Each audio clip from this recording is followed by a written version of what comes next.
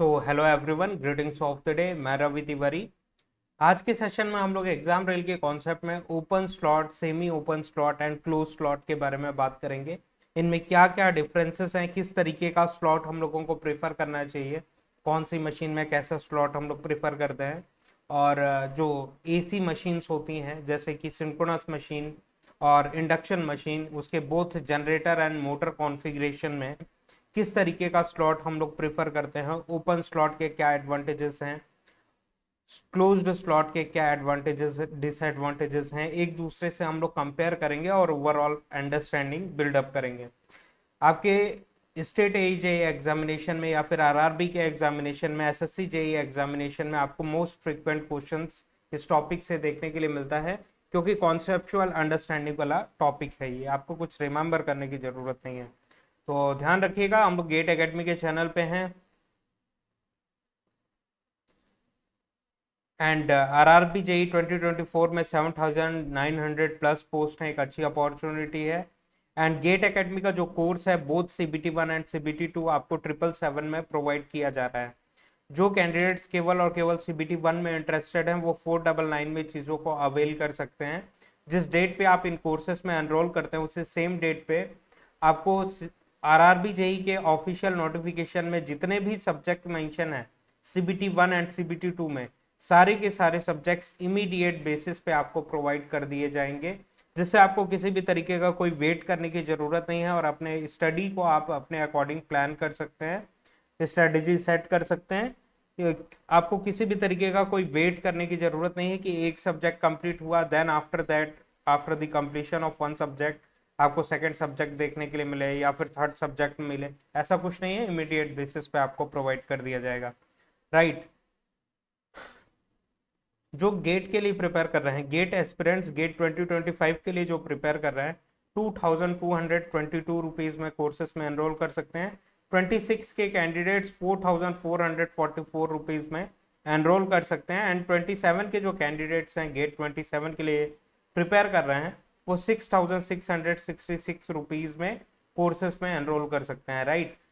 ध्यान देने वाली बात यह है कि अगर आप गेट 26 या फिर 27 के कोर्स में एनरोल करते हैं तो आपको free of cost smart course and dopamine course provide किया जाएगा, without any cost, free of cost. Right. अगर आप 26 और 27 के गेट कोर्सेस में एनरोल करते हैं। गेट एकेडमी के कुछ और भी कोर्सेस हैं जैसे कि आरआरबी जेई, एसएससी जेई 777 में अवेलेबल है। कैंपस रिक्रूटमेंट ट्रेनिंग प्रोग्राम 777 में अवेलेबल है। ऑल स्टेट जेई एग्जामिनेशन 777 में अवेलेबल है।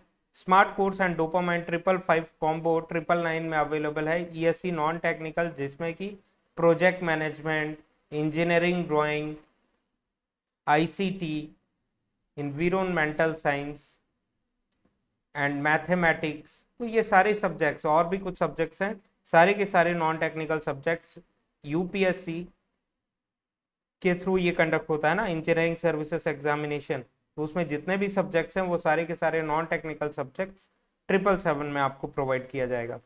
एंड गेट के subject wise and combo courses भी अवेलेबल हैं कि आप सपोज करिए किसी इंडिविजुअल सब्जेक्ट में इंटरेस्ट रखते हैं, जैसे कि मशीन्स, जैसे पावर सिस्टम या पावर इलेक्ट्रॉनिक्स या एनालॉग इलेक्ट्रॉनिक्स, तो इन इंडिविजुअल कोर्स बेसिस पे भी आप कोर्सेस में एनरोल कर सकते हैं गेट के लिए।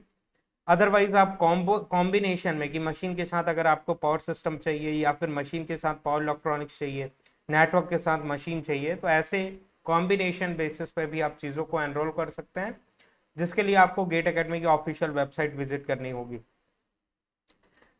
Online test series for GATE 2025 electrical engineering में टॉपिक वाइज टेस्ट 28 हैं, subject wise test basic level के 12 टेस्ट हैं एंड एडवांस लेवल के सब्जेक्ट वाइज टेस्ट 12 हैं। मल्टीपल सब्जेक्ट टेस्ट 14 हैं, फुल लेंथ मॉक टेस्ट 10 है, टोटल नंबर ऑफ टेस्ट 76 है। अगर आप इन 76 टेस्ट के साथ प्रिपरेशन करते हैं तो आप अपने प्रिपरेशन को नेक्स्ट लेवल पे लेके जा सकते हैं, क्योंकि यहाँ पे जो क्वेश्चन डिजाइन है 76 टेस्ट में वेल डिजाइन क्वेश्चन है जो कि आपको एग्जैक्ट गेट पेपर का एक्सपीरियंस कराएंगे, एग्जैक्ट गेट पेपर का एक्सपीरियंस करवाएंगे। राइट। और आप अपने प्रिपरेशन को ऑल इंडिया लेवल पे जज कर सकते हो। ऑल इंडिया लेवल पे जितने भी कैंडिडेट्स फाइट कर रहे हैं गेट एग्जामिनेशन के लिए, उनके साथ फाइट कर सकते हैं कि उनका रैंक पर्टिकुलर पेपर में कितना आया, आपका कितना आया, आपकी क्या पोजीशनिंग है, जिसके थ्रू आप रेक्टिफिकेशन करते हुए बेस्ट पॉसिबल रैंक तक पहुंच सकते हैं। Isn't it? तो इंपॉर्टेंट है टेस्ट सीरीज अटेम्प्ट करना। गेट जनरल एप्टीट्यूड का जो ई बुक है, उसके लिए क्यू आर कोड आपके स्क्रीन के सामने अवेलेबल है। अगर आप इस क्यू आर कोड को स्कैन करते हैं तो आप गेट के एप्टीट्यूड ई बुक तक पहुंच जाएंगे, जिसकी प्राइस 222 है plus GST, available on Google e books, जिसमें numerical ability, logical reasoning, verbal ability, special aptitude, total number of pages 521 है। और इस ई बुक में टॉपिक वाइज प्रीवियस ईयर के 15 ईयर के GATE question with detail solution available हैं। तो one and only one complete solution आपको GATE academy provide कर रहा है एप्टीट्यूड प्रिपेयर करने के लिए, कि आपको और कहीं भटकने की जरूरत ना पड़े एप्टीट्यूड प्रिपेयर करने के लिए, राइट? तो क्यूआर कोड स्कैन करिए और ई बुक तक पहुंचिए। तो चलिए आज का सेशन हम लोग कंटिन्यू करते हैं, और open slot, close slot and semi open slot में अंडरस्टैंडिंग क्रिएट करते हैं। तो ये ओवरऑल चार्ट आपको देखने के लिए मिल रहा है, जिसमें कंप्लीट डिस्क्रिप्शन, कंपैरिजन किया हुआ है, कंपैरिजन चार्ट देखने के लिए मिल रहा है, जिसके बारे में आज हम लोग बात करते हैं, राइट? तो ओपन स्लॉट जैसे कि आपको देखने के लिए मिलता है किसी भी इलेक्ट्रिकल मशीन्स में। Let me draw first.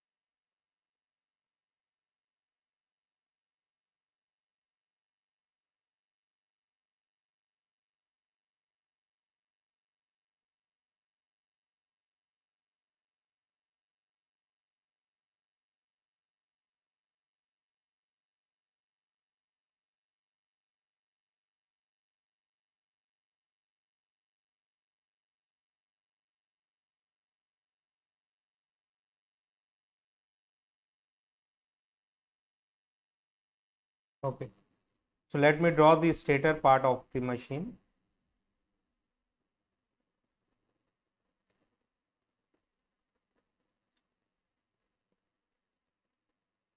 ऐसा कुछ मशीन हम लोगों ने ड्रॉ किया, जो कि स्टेटर को रिप्रेजेंट कर रहा है। Just a second.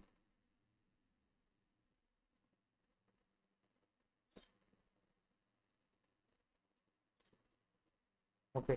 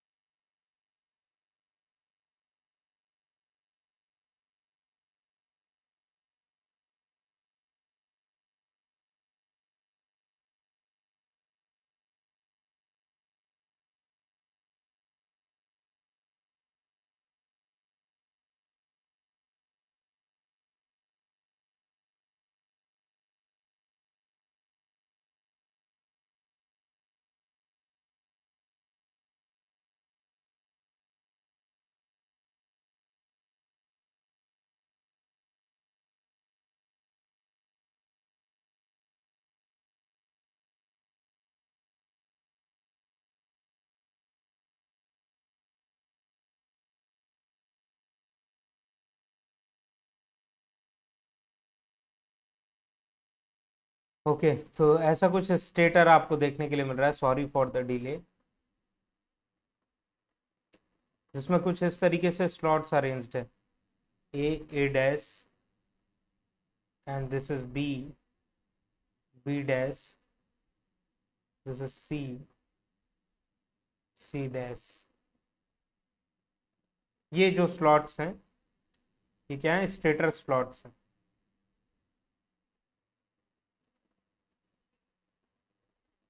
तो ये जो स्लॉट्स हैं वो किस कॉन्फ़िगरेशन में हम लोग रखें, या तो पॉसिबल हो सकता है ओपन स्लॉट रखें, या तो क्लोज स्लॉट रखें, या तो सेमी ओपन स्लॉट रखें। तो इसमें से कौन सा प्रीफर करें और क्यों, उसके बारे में अंडरस्टैंडिंग क्रिएट करते हैं, राइट। किसी भी एसी इलेक्ट्रिकल मशीन्स में के रेस्पेक्ट में हम लोग बात कर रहे हैं।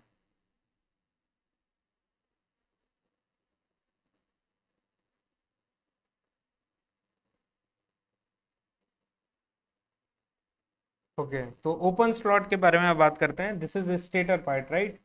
स्टेटर, ये पूरा का पूरा स्टेटर पार्ट को रिप्रेजेंट कर रहा है यहां से यहां तक। And then air gap available है, यहाँ पे एयर गैप है, एयर गैप। एंड देन ये वाला पार्ट जो है इधर का रोटर वाला पार्ट है, ये पूरा का पूरा रोटर वाला पार्ट है।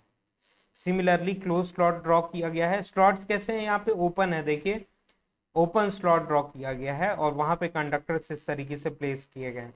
यहाँ पे क्या है, क्लोज्ड स्लॉट है, कंप्लीटली क्लोज्ड स्लॉट है।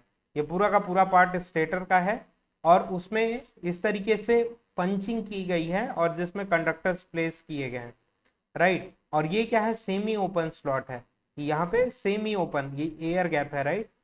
ये क्या है, एयर गैप। सिमिलरली यहाँ पे भी क्या है, एयर गैप है स्टेटर और रोटर के बीच में। तो ये सेमी ओपन स्लॉट, ये क्लोज स्लॉट और ये ओपन स्लॉट देखने के लिए मिल रहा है। अब कंस्ट्रक्शन वाइज अगर बात करें तो किसको कंस्ट्रक्ट करना इजी है, ऑब्वियस सी बात है ओपन स्लॉट को कंस्ट्रक्ट करना इजी है। Winding design, routine maintenance, repair is easy, less expensive. कि ओपन स्लॉट में अगर हम लोग बात करते हैं तो वाइंडिंग के design easily, slots open slot provided है, उसमें कंडक्टर बाय कंडक्टर आप प्लेस कर सकते हैं। वाइंडिंग ऑलरेडी प्री फॉर्म्ड होती है ना, जो कॉइल का फॉर्मेशन होता है वो ऐसा नहीं है कि मशीन का डिजाइन बन गया आप पंच वन बाय वन कंडक्टर आप प्लेस करके वाइंडिंग प्रोवाइड करेंगे। प्री फॉर्म्ड वाइंडिंग्स को आपने स्लॉट्स में प्लेस कर दिया, तो कुछ इस तरीके से यहाँ पे प्लेस करना इजी रहेगा। और अगर कोई वाइंडिंग वगैरह बर्न आउट हो जाती है तो उसको रिपेयर करना भी इजी रहेगा, इजीली इसको रिमूव किया जा सकता है। जबकि क्लोज्ड वाले में ये डिफिकल्ट रहेगा। वाइंडिंग की design, routine maintenance, repair is costly, ये डिफिकल्ट रहेगा यहाँ पे और कॉस्टली भी होगा। सेमी ओपन स्लॉट्स में बात करें तो इन दोनों के बीच रहेगा, ये क्वाइट डिफिकल्ट होगा। ये यहाँ पे भी इजी नहीं होगा चीजें, लेकिन इतना ज्यादा इतना ज्यादा डिफिकल्ट नहीं होगा, क्वाइट डिफिकल्ट होगा, राइट। अब हम लोग बात करते हैं effective air gap. Effective air gap के बारे में बात करें, स्टेटर और रोटर के बीच में एयर गैप देखिए इतना है, और यहाँ पे भी ये वाला जो है ओपन है ना, स्लॉट्स कैसे हैं, ओपन है, मतलब इफेक्टिव एयर गैप क्या हो जा रहा है, बढ़ जा रहा है। जबकि यहाँ पे इफेक्टिव एयर गैप क्या होगा, इतना ही होगा, इतना ही होगा। हर जगह पे एयर गैप क्या है, सेम है। तो यहाँ पे इफेक्टिव एयर गैप क्या होगा, लेस होगा। यहाँ पे क्या होगा, इन दोनों के बीच का मॉडरेट होगा। यहाँ पे क्या है, यहाँ पे मोर है, effective air gap is more. और जबकि यहाँ पे क्या है, यहाँ पे इन दोनों के बीच का होगा मॉडरेट होगा। क्यों, क्योंकि ध्यान दीजिएगा यहाँ पे तो एयर गैप जितना इसमें है उतना ही इसमें है, लेकिन इफेक्टिव एयर गैप के बारे में बात करें, यहाँ ये यहाँ से यहाँ तक टोटली ओपन था, यहाँ से यहाँ तक लार्ज एयर गैप देखने के लिए मिल रहा था, जबकि यहाँ पे स्मॉल एयर गैप देखने के लिए मिल रहा है। यहाँ पे बिल्कुल भी एयर गैप नहीं देखने के लिए मिल रहा है, राइट। तो यहाँ पे इफेक्टिव एयर गैप मोर होगा, यहाँ पे लेस होगा, और यहाँ पे क्या होगा, मॉडरेट हम लोग कह सकते हैं, मॉडरेट।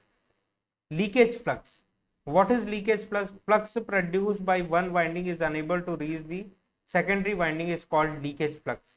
तो क्या होता है लीकेज फ्लक्स, कि एक वाइंडिंग से प्रोड्यूस्ड फ्लक्स, या फिर ट्रांसफॉर्मर के रेस्पेक्ट में अगर हम लोग बात करें, flux produced by primary winding is unable to reach the secondary winding is called leakage flux.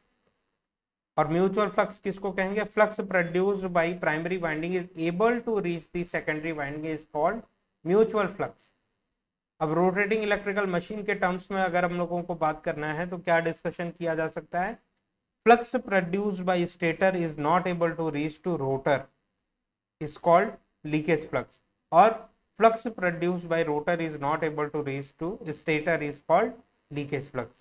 तो ऐसा भी डिफाइन किया जा सकता है। तो ध्यान देते हैं लीकेज फ्लक्स यहाँ पे क्या होगा, क्योंकि यहाँ पे इफेक्टिव एयर गैप क्या है? ज्यादा है, सबसे ज्यादा। तो रिलक्टेंस अगर हाई है, रिलक्टेंस अगर हाई है, यहाँ पे देखिए लीकेज फ्लक्स क्या होगा कि यहाँ पे अगर करंट फ्लो कर रहा है तो फ्लक्स जहां पे भी जिस भी कंडक्टर में करंट फ्लो करता है, एज पर दी ऑस्टर्ड रूल हम लोगों को मालूम है, all around the conductor some flux lines exist करना चालू कर देती हैं। तो ऐसी कुछ फ्लक्स लाइंस एग्जिस्ट करना चालू कर दी। अब ये वाली जो फ्लक्स लाइंस हैं वो रोटर तक पहुंच पा रही हैं क्या? नहीं, वो कहां तक रह जा रही हैं? स्टेटर से produce flux line air gap तक ही आ पा रही हैं, एंड देन अगेन आपकी स्टेटर में चली जा रही है, रोटर को रीच नहीं कर पा रही है, राइट। तो इसको हम लोग क्या कहेंगे? लीकेज फ्लक्स कहेंगे, इसको हम लोग लीकेज फ्लक्स कहेंगे। अब सिमिलरली सपोज करिए यहाँ पे कोई करंट फ्लो कर रहा है, तो यहाँ पे ये जो फ्लक्स लाइंस है वो कुछ ऐसी होगी जो कि रोटर को या एयर गैप तक प्रॉपरली नहीं पहुंच पा रही है। यहाँ पे भी करंट फ्लो करेगा तो फ्लक्स लाइंस ऐसा कुछ फ्लो करेंगी। ये कौन सी फ्लक्स लाइंस है? इनको हम लोग कहेंगे लीकेज फ्लक्स, इनको कहेंगे लीकेज फ्लक्स की स्टेटर से प्रोड्यूस्ड फ्लक्स लाइंस जो रोटर को नहीं पहुंच पा रही हैं, रोटर को नहीं पहुंच पा रही है, उसको हम लोग कहेंगे लीकेज फ्लक्स। अब यहाँ पे देखिए लीकेज फ्लक्स के रास्ते में ये इतना एयर गैप आ रहा है, मतलब रिलक्टेंस ज्यादा आ रहा है। लीकेज फ्लक्स के रास्ते में ये पूरा का पूरा क्या आ रहा है? मटेरियल आ रहा है, मैग्नेटिक मटेरियल आ रहा है। स्टेटर का मटेरियल है ना, और स्टेटर कैसे बनाया गया होगा? हाईली परमेएबल मटेरियल का बनाया गया होगा, परमेबिलिटी ग्रेटर ग्रेटर देन 1 होगी स्टेटर की। यहाँ पे देखिए इसके कंपैरिजन में लेस एयर गैप आ रहा है, लेस एयर गैप आ रहा है, मतलब लीकेज फ्लक्स क्या होगा? देखिए रिलक्टेंस अगर ज्यादा होगा, या फिर इसी को कह सकते हैं एयर गैप अगर ज्यादा होगा तो रिलक्टेंस ज्यादा होगा। तो फ्लक्स की वैल्यू क्या होती है? Phi is equal to MMF divided by reluctance. तो रिलक्टेंस अगर ज्यादा है तो for same MMF, for same magnetomotive force, flux की वैल्यू क्या हो जाएगी? रेड्यूस हो जाएगी, क्योंकि ये दोनों एक दूसरे के इनवर्स रिलेशन में है। तो लीकेज फ्लक्स की वैल्यू वहां पे बहुत ज्यादा कम होगी जहां पे रिलक्टेंस सबसे ज्यादा है। यहाँ पे रिलक्टेंस, इफेक्टिव रिलक्टेंस सबसे ज्यादा है, तो मतलब लीकेज फ्लक्स क्या होगा? इफेक्टिव रिलक्टेंस यहाँ पे ज्यादा है, जिसके कारण लीकेज फ्लक्स क्या होगा? कम होगा, मिनिमम होगा। यहाँ पे बात करें अगर हम लोग, तो यहाँ पे इफेक्टिव एयर गैप देखिएगा, इफेक्टिव एयर गैप तीनों के कंपैरिजन में सबसे कम है। रिलक्टेंस जब कम है, एयर गैप जब कम है, तो लीकेज फ्लक्स क्या होगा? ज्यादा होगा। रिलक्टेंस जब कम है तो फ्लक्स क्या होगा? ज्यादा होगा, लीकेज फ्लक्स। और ये यहाँ पे क्या होगा? इन दोनों के बीच का मॉडरेट होगा, राइट। तो लीकेज फ्लक्स को हम लोग किससे मॉडल करते हैं? इंडक्टर से मॉडल करते हैं।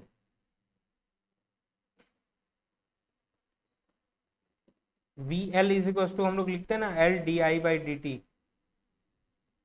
और इसी को अगर हम लोग एक्सप्रेस करें तो एल डी फाई, आई को फाई से रिप्लेस किया जा सकता है ऐसा। तो जिसका फॉर्मेशन चेंज इन फ्लक्स होने के कारण अगर इंडक्टेंस का formation, sorry change in flux होने के कारण अगर वोल्टेजेस प्रोड्यूस होते हैं, उसको किससे मॉडल करते हैं हम लोग? इंडक्टर से। चेंज इन वोल्टेज होने के कारण जो करंट प्रोड्यूस होता है, let me right properly, leakage flux, यहाँ पे लीकेज फ्लक्स क्या होगा? इंडक्टर से मॉडल करेंगे और लीकेज इंडक्टर की वैल्यू क्या होगी? कम होगी। यहाँ पे लीकेज फ्लक्स ज्यादा है तो इंडक्टेंस की वैल्यू क्या होगी? ज्यादा होगी। यहाँ पे क्या होगा? मॉडरेट होगा इंडक्टर की वैल्यू, राइट। तो लीकेज फ्लक्स को हम लोग इंडक्टर से मॉडल करते हैं।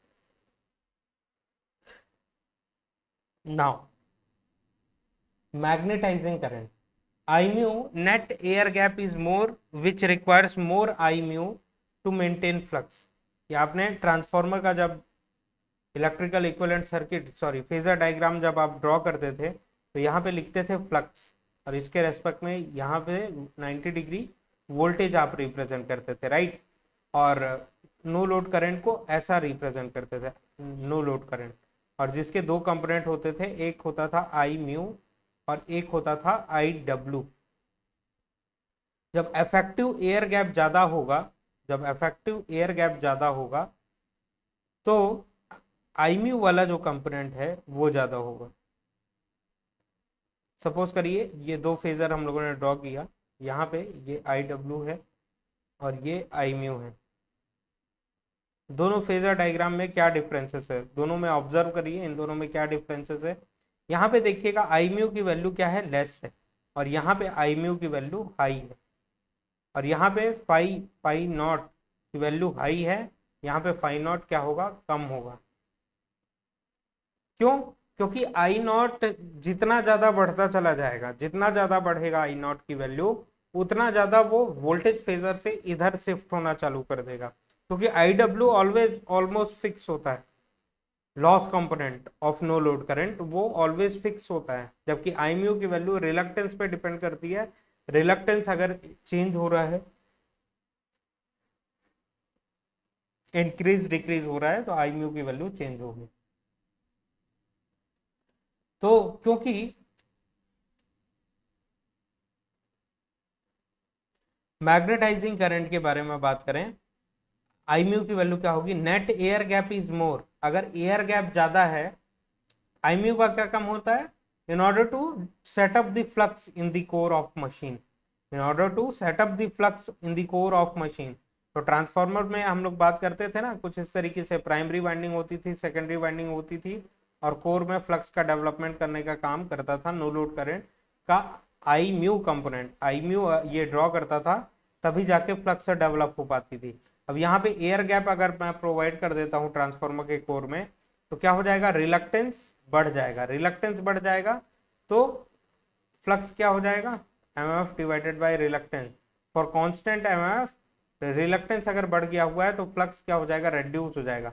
इन order to maintain the constant flux, in order to maintain the constant flux, कि रिलक्टेंस के बढ़ाने पे अगर फ्लक्स कांस्टेंट मेंटेन करना है तो एमएमएफ को भी बढ़ाना पड़ेगा। एमएमएफ क्या होता है, N multiplied with I mu, I mu को बढ़ाना पड़ेगा, क्योंकि एन जो है नंबर ऑफ टन्स है जो कि कांस्टेंट है, नंबर ऑफ टन्स कांस्टेंट होते हैं, राइट। तो आई म्यू को बढ़ाना पड़ेगा। तो जब इफेक्टिव एयर गैप ज्यादा होगा, net air gap is more in open winding, open slot, so which requires more I mu two maintain flux. I mu क्या लगेगा, यहाँ पे ज्यादा लगेगा। Net air gap is less, अब आपकी क्लोज्ड स्लॉट में, क्लोज स्लॉट में क्या हो रहा है, नेट एयर गैप क्या है, यहाँ पे कम है, क्योंकि सारे चारे को चारों तरफ क्या है, आयरन है, हाईली परमिएबल मटेरियल है। Net air gap is less, so I mu requirement is less. और यहाँ पे क्या होगा, सेमी ओपन में इन दोनों के बीच का मॉडरेट होगा। तो power factor with respect to I mu अगर आपको बताना है कि पावर फैक्टर क्या होगा with respect to I mu, तो आई म्यू क्योंकि यहाँ पे बड़ा ज्यादा है और यहाँ पे आई म्यू की वैल्यू क्या है, लेस है, तो आई म्यू के ज्यादा होने के कारण ध्यान दीजिएगा, यहाँ पे आई म्यू यहाँ तक आया है, जबकि यहाँ पे आई म्यू यहीं तक आया है, ज्यादा नहीं है। तो आई नॉट, इन दोनों का फेजर सम क्या होगा, आई नॉट यहीं पे रहेगा, इसका मैग्नीट्यूड ज्यादा नहीं होगा, और फाई नॉट की वैल्यू भी क्या रहेगी, कम रहेगी। जबकि आई म्यू जितना इधर खींचता चला जाएगा, एक फेजर और मैं ड्रॉ कर रहा हूँ, ये वोल्टेज है और ये फ्लक्स है फाई नॉट, और आई म्यू मैंने पूरा का पूरा यहाँ पे ड्रॉ कर दिया, बहुत ज्यादा बढ़ा दिया। आई डब्ल्यू तो फिक्स है, तो आई नॉट कहाँ चला जाएगा, आई नॉट यहाँ पे चला जाएगा, आई नॉट और ज्यादा वोल्टेज फेजर से दूर चला जाएगा, तो फाई नॉट की वैल्यू क्या हो जाएगी, बढ़ जाएगी। तो यहाँ पे आई म्यू के ज्यादा होने के कारण, आई म्यू के ज्यादा होने के कारण फाई नॉट की वैल्यू क्या हो गई है, बढ़ गई है, जबकि यहाँ पे फाई नॉट क्या हो गया, कम हो गया है। तो phi naught, sorry cos phi naught जो होता है is inverse having inverse relation with phi naught. तो फाई नॉट अगर ज्यादा होगा तो कॉस फाई की वैल्यू क्या होगी, कम होगी। साइन फाई और फाई में क्या रिलेशन होता है, फाई अगर बढ़ेगा तो साइन फाई भी बढ़ेगा, लेकिन कॉस फाई और फाई में क्या रिलेशन होता है, फाई अगर बढ़ेगा तो कॉस फाई घटेगा। तो फाई के बढ़ने से पावर फैक्टर क्या हो जाएगा, कॉस फाई को ही पावर फैक्टर बोलते हैं, पावर फैक्टर कम होगा। और यहाँ पे क्या होगा, पावर फैक्टर हाई होगा, क्योंकि फाई नॉट कम है, कॉस फाई हाई है, मतलब पावर फैक्टर हाई है। Power factor with respect to leakage flux, phi L, इसको हम लोग क्या कह रहे हैं, लीकेज फ्लक्स।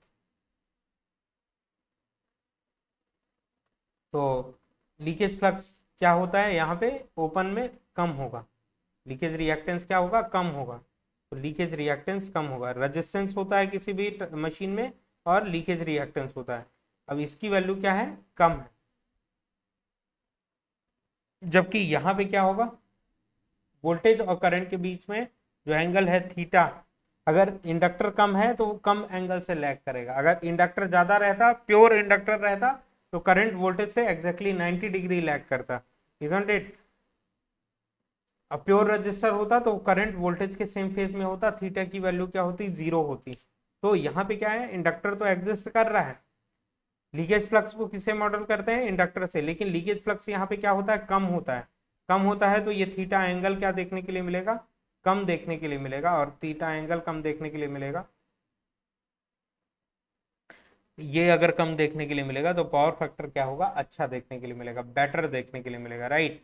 जबकि यहाँ पे बात करें तो लीकेज फ्लक्स की वैल्यू क्या होती है, हाई, लीकेज रिएक्टेंस की वैल्यू क्या होगी, एक्स की वैल्यू हाई होगी, मतलब कि थीटा की वैल्यू क्या हो जाएगी, थीटा की वैल्यू इंक्रीज हो जाएगी, तो पावर फैक्टर क्या हो जाएगा, रेड्यूस हो जाएगा, तो पावर फैक्टर रेड्यूस हो जाएगा। तो यहाँ पे लो होती है और इन दो इसमें मॉडरेट होगा इन दोनों के बीच का। तो ये सारा पूरा ओवरऑल कंपैरिजन किया हम लोगों ने और ब्यूटीफुल अंडरस्टैंडिंग डेवलप की। अगर ये आपके नोट्स में नहीं होगा तो नोट्स में ज़रूर अपने ऐड कर लीजिए, जिससे आपको कॉन्सेप्ट लर्न करने में कभी भी कोई डाउट ना हो।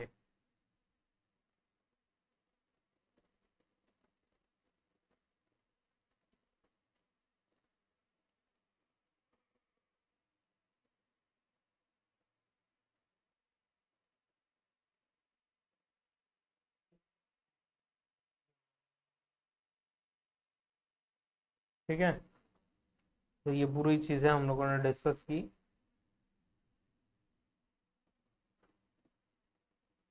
हैंड रिटन नोट्स में ज़रूर चीज़ों को लिखिएगा, जिससे आप रिमेंबर रख सकें, टाइम टाइम पे रिवाइज कर सकें, अदरवाइज कोई फ़ायदा नहीं होगा, क्योंकि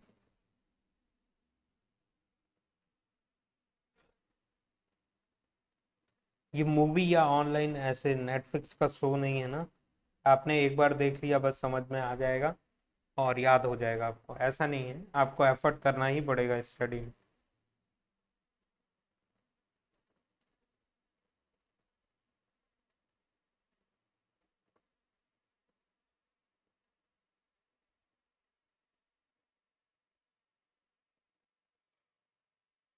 सॉरी, तो ये पूरी चीज़ें एक बार फिर से आप लोग लिखिएगा, ड्रॉ करिएगा, तो ओवरऑल अंडरस्टैंडिंग आप बिल्डअप कर सकते हैं, और इनके बारे में बात कर लिया हम लोगों ने। नेक्स्ट सेशन में अगेन हम लोग मिलते हैं, तब तक के लिए धन्यवाद, और किसी ब्यूटीफुल कॉन्सेप्ट के साथ नेक्स्ट सेशन में हम लोग बात करेंगे। Thank you very much, very very all the best.